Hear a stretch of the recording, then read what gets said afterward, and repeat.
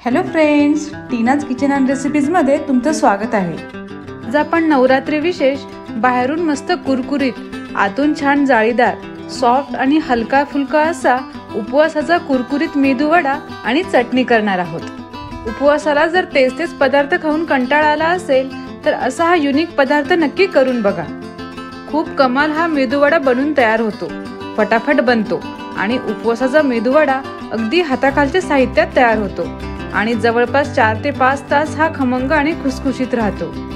अशा छान छान रेसिपी बघण्यासाठी चॅनलला सबस्क्राइब करा आणि सोबतच बेल आयकॉनवरही क्लिक करा। चला तर मग व्हिडिओला सुरुवात करूया।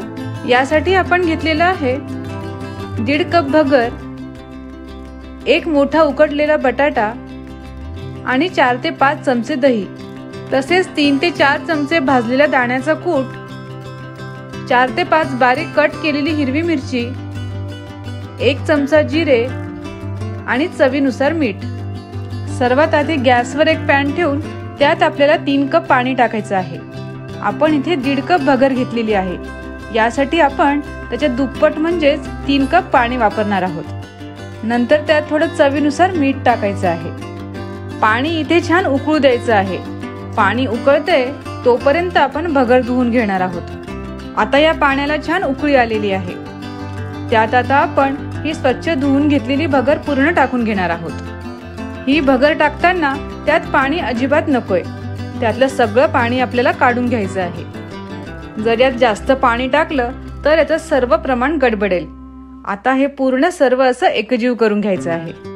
आपण भात जसा शिजवतो त्याचप्रमाणे ही भगर आपण शिजवून घेणार आहोत। मध्यम आचेवर साधारणतः 10 मिनिटासाठी झाकण ठेवून ही भगर आपण शिजवून घेणार आहोत। 10 मिनिटानंतर आपण झाकण खोलून बघूयात। पूर्ण पाणी याचं आता आटलेलं आहे। व्यवस्थितपणे ही भगर आपल्याला अशी मिक्स करून घ्यायची आहे। आता पुन्हा त्यावर झाकण ठेवून मंद आचेवर 5 मिनिटासाठी पुन्हा ही भगर आपल्याला शिजवायची आहे। 5 मिनिटे आता झालेली आहे आणि ही भगरही छान शिजली गेलेली आहे। आता आपण गॅस बंद करून घेणार आहोत। ही भगर आता पूर्णपणे थंड होईपर्यंत आपण चटणी तयार करून घेऊयात। त्यासाठी एका मिक्सरच्या जारमध्ये 1 वाटी ओल्या नारळाचे काप, पाव वाटी भाजलेले शेंगदाणे, 3 हिरवी मिरची, चवीनुसार मीठ, 1 चमचा साखर, 2 चमचे दही आणि थोडं पाणी टाकून ही चटणी आपल्याला मिक्सरला बारीक वाटून घ्यायची आहे। चटणी आता इथे वाटून झाली आहे। अशाच प्रकारे बारीक अशी ही चटणी आपल्याला वाटायची आहे। तुमच्या आवडीनुसार तुम्ही यात आणखी पाणी टाकू शकता। आता आपण या चटणीला तडका देणार आहोत। गरम तेलात थोडे जिरे टाकून या चटणीला आपण असा तडका दिला आहे आणि हा तडका आता या चटणीमध्ये पूर्णपणे असा मिक्स करून घ्यायचा आहे। आता ही चटणी इथे तयार झाली आहे। आता आपण एका मोठ्या परातीमध्ये ही शिजलेली पूर्ण भगर टाकून घेऊयात। नंतर त्यात हा उकडलेला बटाटा किसून टाकायचा आहे। हा बटाटा इथे स्मॅश न करता किसूनच टाकायचा आहे। नंतर त्यात जिरे, कट केलेली हिरवी मिरची, दाण्याचा कूट, दही आणि थोडं चवीनुसार मीठ टाकायचं आहे आणि आता हे सर्व मिश्रण व्यवस्थितपणे असं एकजीव करून घ्यायचं आहे।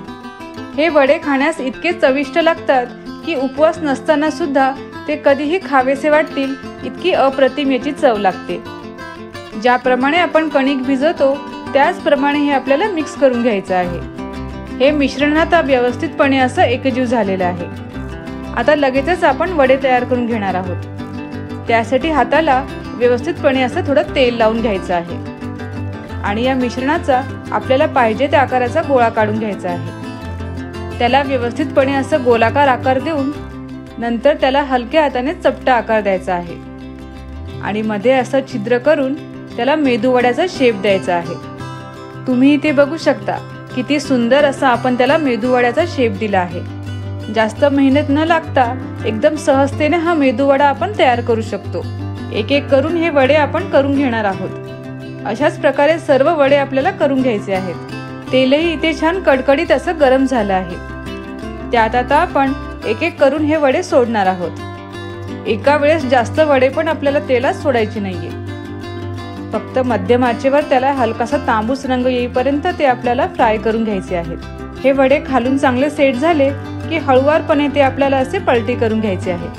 असे मध्ये मध्ये अलटी पलटी करून हे वडे आपल्याला फ्राय करून घ्यायचे आहे। हे वडे व्यवस्थितपणे असे फ्राय झाले आहेत। त्याला मस्त हलकासा तांबूस असा रंग आला आहे।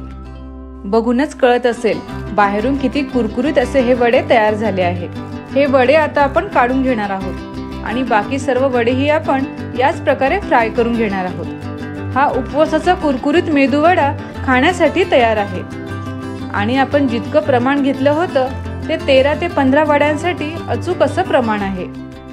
व्हिडिओ आवडला तर घरी ही रेसिपी नक्की ट्राय करून बघा। लाईक, कमेंट आणि शेअर करायलाही विसरू नका। आणि हो, चॅनलला सबस्क्राईब केलं नसेल तर प्लीज सबस्क्राईब करा।